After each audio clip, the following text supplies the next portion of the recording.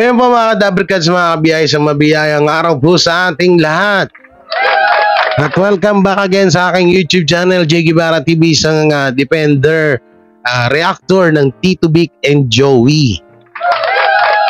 Ito po, no, yung ABS-CBN po at yung mga fans ng Sup-Sup Daliri ay may mga kinakalat po na issue. Alam niyo dito, mapapasalita talaga kayo dito na ay tanga.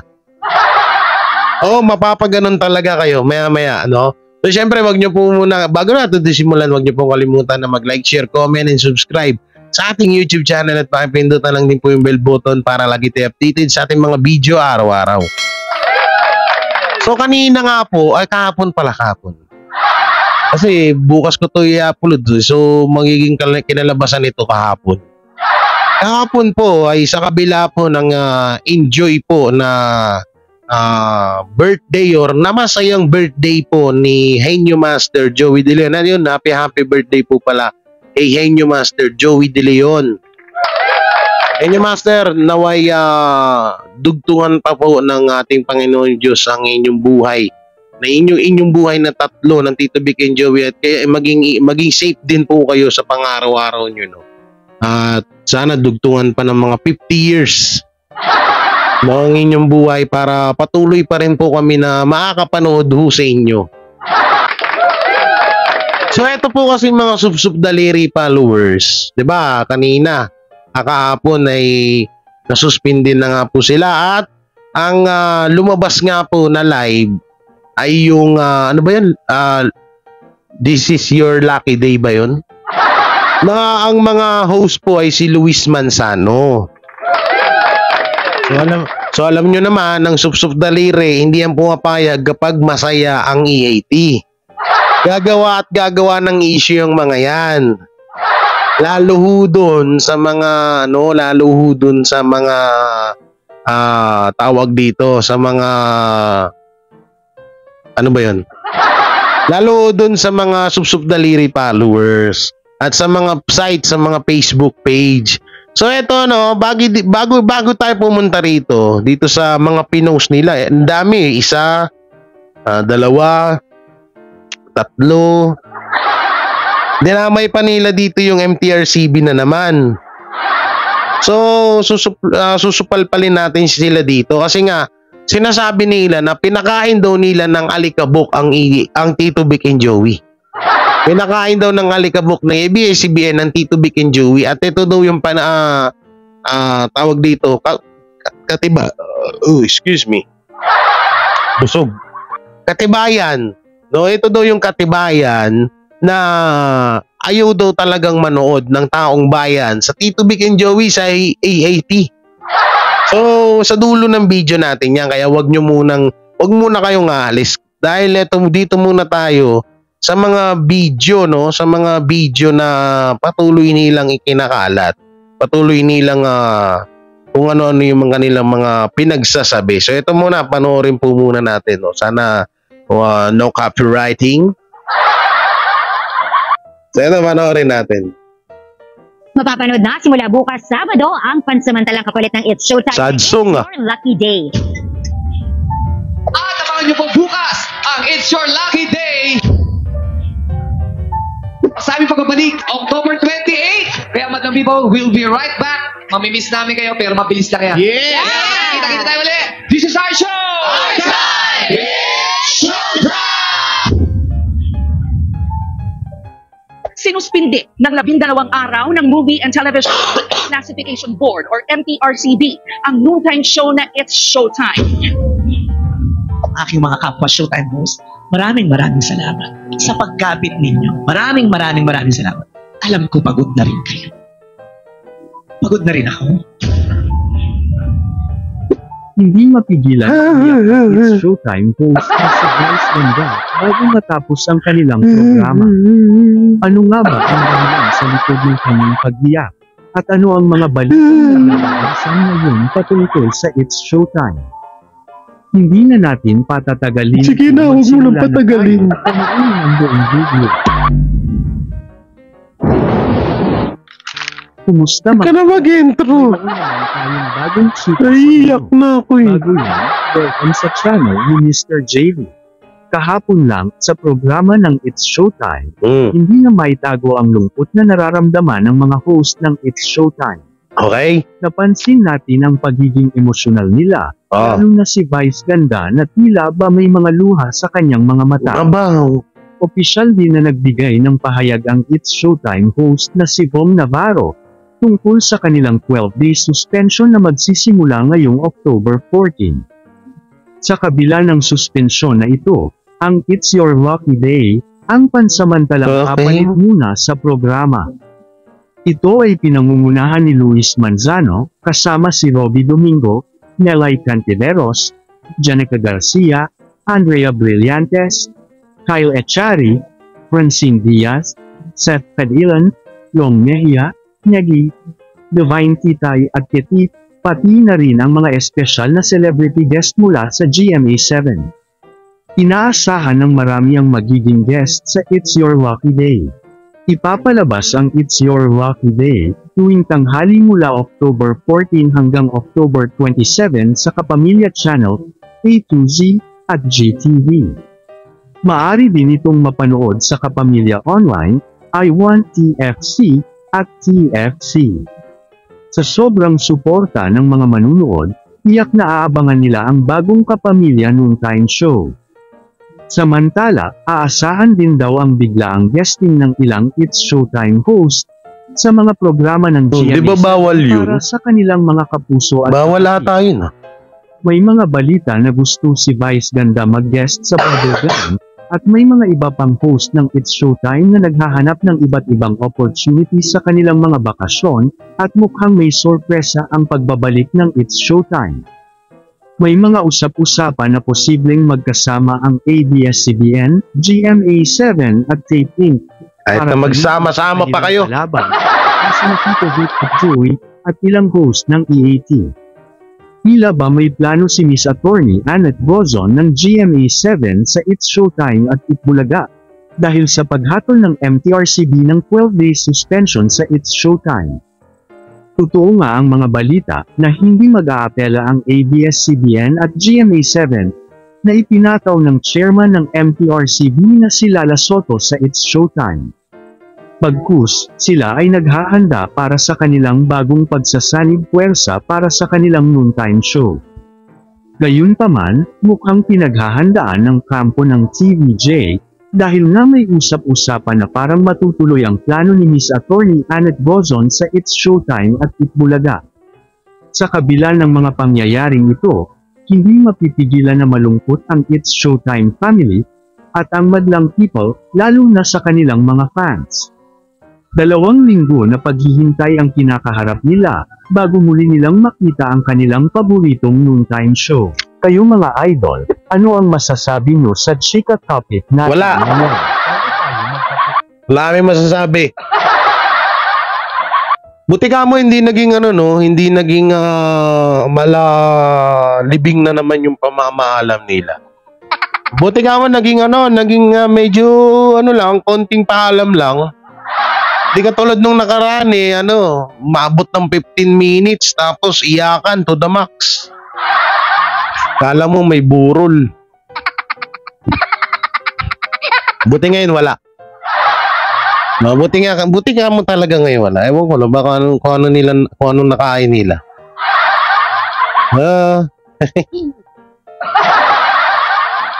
So, ito pa isang video, panoorin natin, no? Ito yung sabi na nilangaw daw, nilangaw, di wow. Oo, naano lang agad na eh. Wala naman sa husto yung nyo, yung mga report nyo, ayusin nyo nga. Ito, panoorin natin.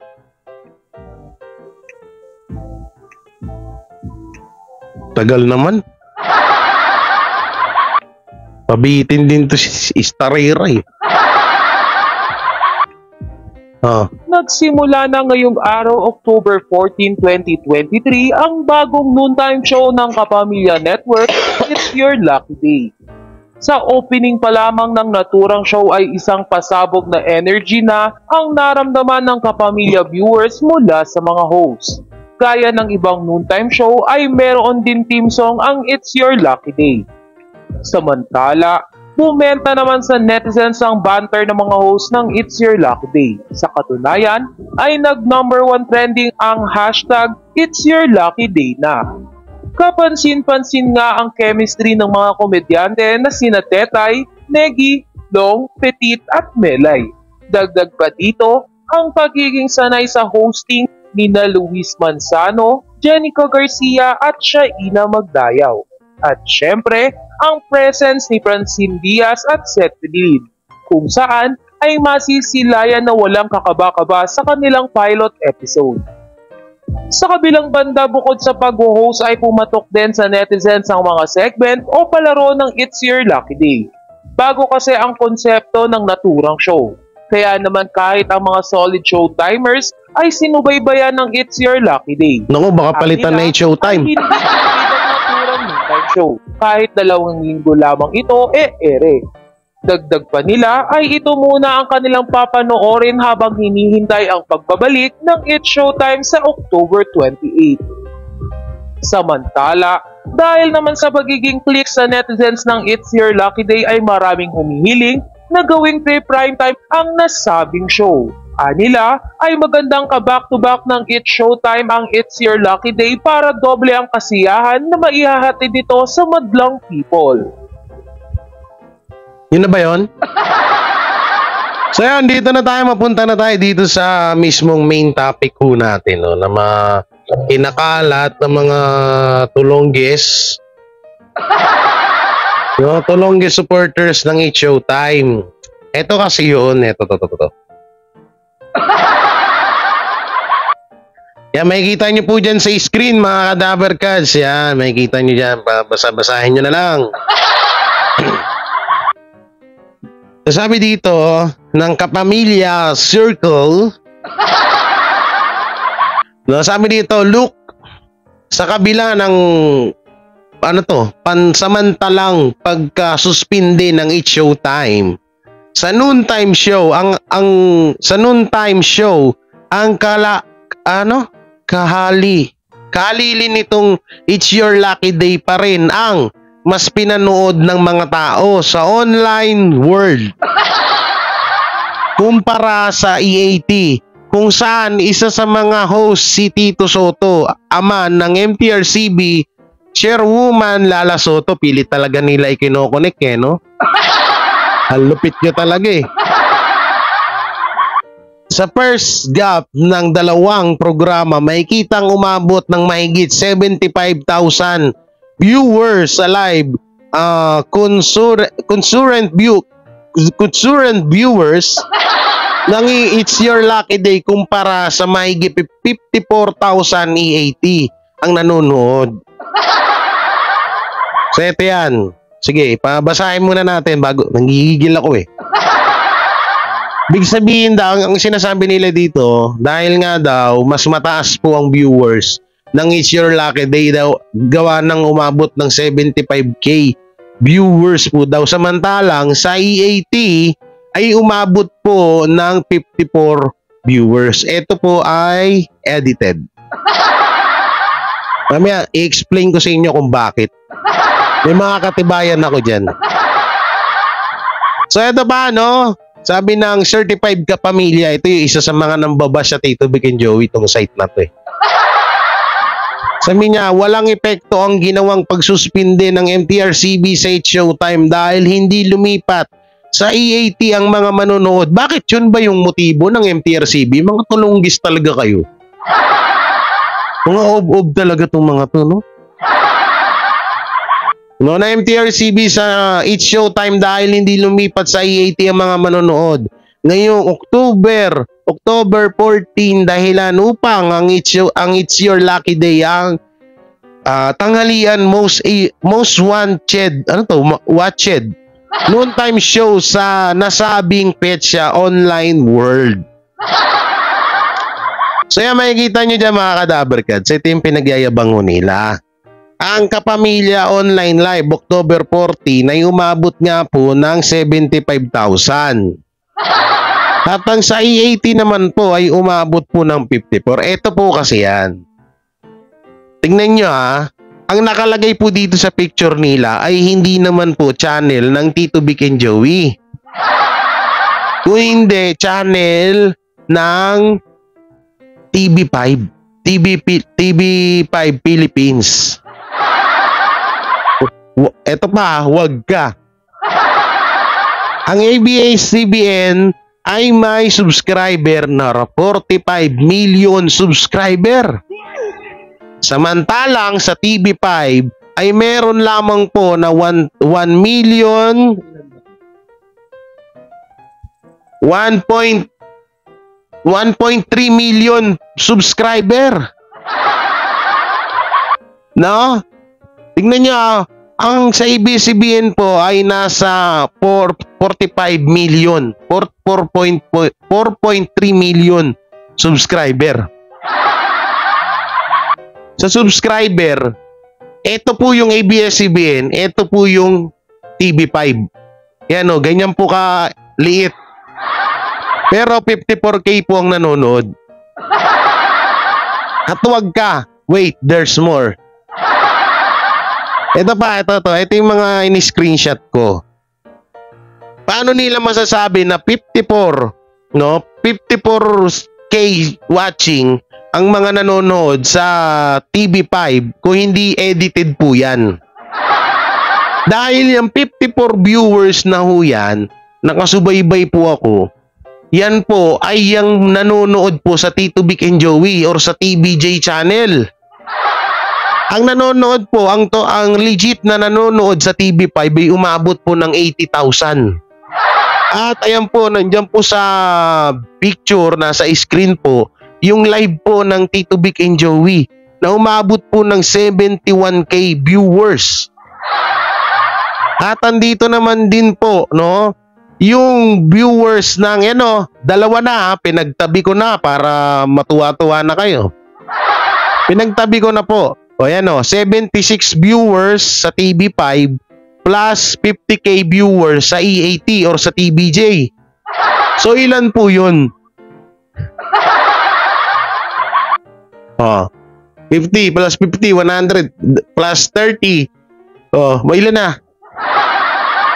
Ilan na?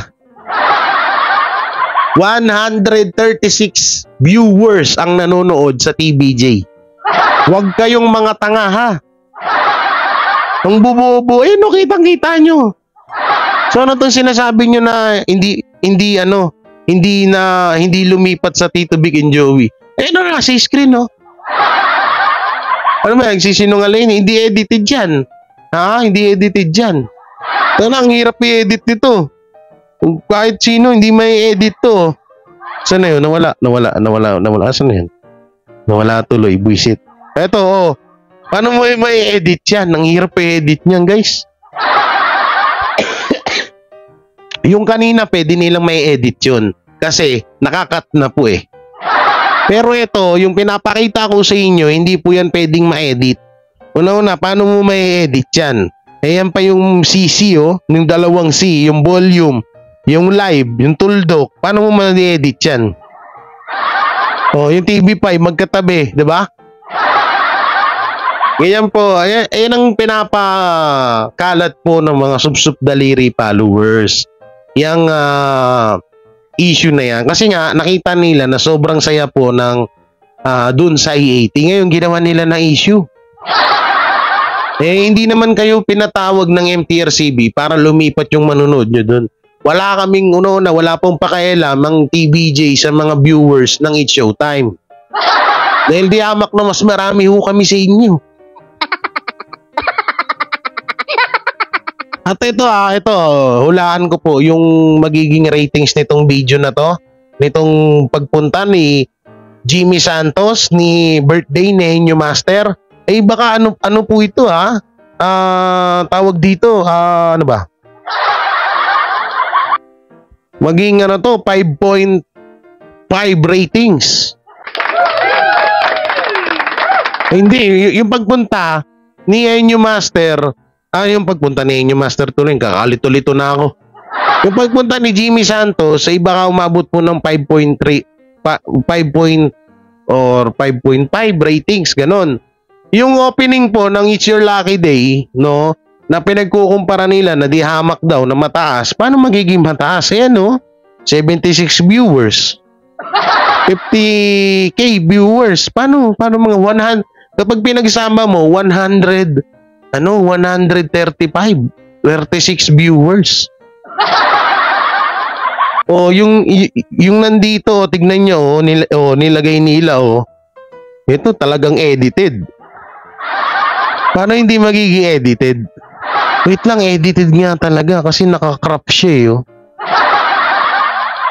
Wait lang, titignan ko maigi, Magaling ako makakilatis ng edited, doon sa mga letters. Tingnan natin kung edited, okay? Parang edited nga. Saan na yung isa? Ay, parang edited nga, guys. Kasi dito sa post nila, sa post kasi nila, kulay puti yung background. Dito sa post ko, asan na yun? Kulay itim. So, paano may screenshot yun? Ayan, kitang-kita nyo. Yung screenshot ko kulay itim. Pero yung post nila, yung background kulay puti. Paano nangyari? What are you good at? Hindi sa cellphone yan kasi pinalitan po yung ginawang dark. Palust. Para lang talaga may panira sa Tito Vic and Joey, no?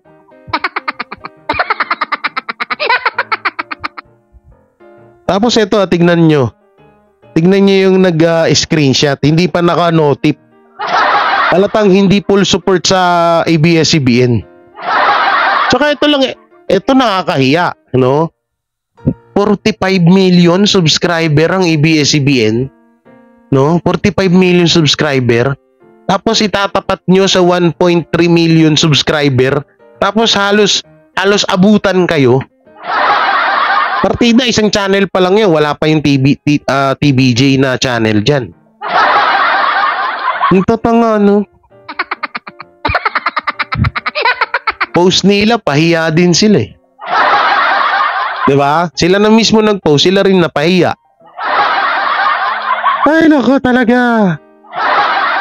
Para lang talaga may kasira sa Tito Vic and Joey, gagawa talaga sila ng mga tulongges.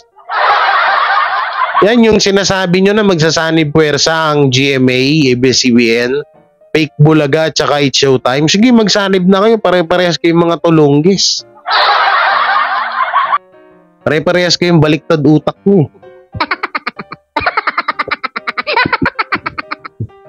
Kamustahin naman natin ng syempre ang Fake Bulaga. Meron ba ako dito, screenshot? Wala akong screenshot ng Fake Bulaga, Hindi kasi talaga ako nanonood dun, So eto, idagdag na lang natin to, basahin na lang natin, no? Makikita nyo dyan sa screen, Joey De Leon may patikim. EAT, madadagdag na ang Bulaga. So eto, no, talagang pinanglalandakan na po ni Enyo Master na makukuha na talaga nila yung titulong Bulaga. So ito po yung kanyang post ng Abante. Sabi niya, mukhang confident talaga si Joey De Leon na sila ang magwawagi sa agawang ng pangalang Bulaga. Matapos manalo ang Gilas Pilipinas ng gold medal sa 19 Asia Game, tila may pahaging ang Enyo Master. Una niyang binati ang national team. Hindi lang pala red keso de bola kundi gold medal for basketball. Congrats Gilas, say ni Joey. Kasunod nitong sinabi niya, kasunod nito ay nabanggit niya na naghihintay pa sila ng pagbabalik ng isang bola. No? So ano yung bola? Bolaga. So ito pa yung post ni Enyo Master, no? Hindi lang pala red, no? May kita nyo dyan sa screen. So talaga alam nyo, naaamoy na rin talaga din naman natin na talagang malapit na po yung pagbabalik ng Tito Lungit Bulaga sa Tito Vic and Joey. Dahil alam naman natin, 'di ba, na ang nag-compose po ng kanta ay ang si Bossing Vic Soto ng Itbulaga, 'di ba? Yung kantang Itbulaga, yung 1,000 Tuwa, si Bossing Vic Soto po 'yan. At may video rin 'yan, no? Ang gumawa naman po ng titulong Itbulaga ay ang si Henyo Master Joey De Leon. No, kaya talagang kung tatanungin tayo, sino ba talaga ang dapat na magmay-ari ng titulong Itbulaga? Walang iba kundi si Joey De Leon, sa Henyo Master at ang Tito Vic and Joey. At hindi ang mga halusos. Hindi ang Tape INC. Lalong-lalong hindi si Isko Moreno. At mas lalong hindi si Buboy Bilar. At lalong hindi si Betong Sumaya. At lalong hindi si Dream Boy Big House Dream House. No support pero pangarap bumili Dream House. Paolo Contis, no? Hindi po dapat silang magmayari niya kundi ang Tito Vic and Joey lamang po at wala nang iba yun. Tapos ang video na to, bye-bye, ingat kayo palaging, God bless. Joke lang. Siyempre, mga kadabarkets, may bibigay yung komento sa video at mga na topic ko natin dito sa video natin. Comment nyo lang po dyan sa baba. At siyempre, mga kadabarkets, ako po nanghihingi ng suporta sa inyo na sana po pakishare po ng mga video natin na mga nire-reaction para po malaman pa po na iba pa natin mga kadabarkets yung mga inahatid nating balita dito sa ating YouTube channel. Siyempre, nagpapasalamat na po ako sa inyo. So, hindi ko na rin po kayo maisa-isa, no? At ayun, eto, may mga nagpapa-shoutout dito eh. Yan, may galab shoutout dyan Sir Lori. Yan. Kay Kuya Lori Del Rosario. Kay Sir Armin and Irene. Kay Mami Rena Bayer, pagaling ka. Diyan kay from Canada kay Mami Lala. Ayan, at sa mga kamag-anakan ko dyan, alam nyo na kung sino-sino kayo. Ayan, at happy birthday rin sa kapatid ko na walang handa bukas. Ayan, shoutout din po kay Ma'am Luningning Ignacio. Ayan, sino pa ba pwede natin shoutout? Yan, kay Mami Teresa Arung. May shoutout, Mami. At syempre sa mga una ko pang mga mamis dyan na di ko alam kung nanonood pa ba sila ngayon. Nung hindi na ako nag-charity, hindi ko na sila nakikita.